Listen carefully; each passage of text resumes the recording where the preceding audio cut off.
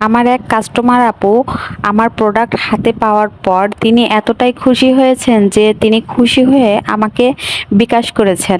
আসলে সেই আপুটি হচ্ছে বিদেশে থাকে, তো উনি ওই শাড়িগুলো অর্ডার করেছিল তার বোন আর ভাইয়ের মেয়েদের জন্য। টোটাল 4টা শাড়ি অর্ডার করেছিলেন।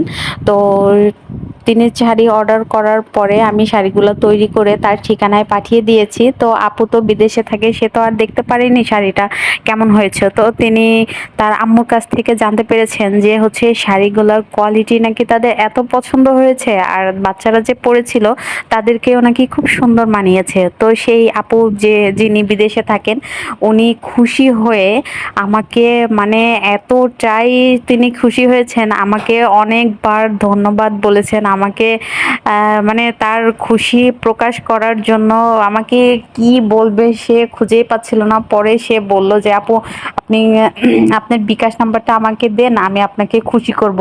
তো তার কথা শুনে আমি মুগ্ধ। তো আমি বলেছি যে আপু কিছু আপনাকে করতে হবে না। তারপরেও সে জোর করে আমার কাছ থেকে বিকাশ নাম্বার নিয়ে বিকাশ করে দিয়েছেন।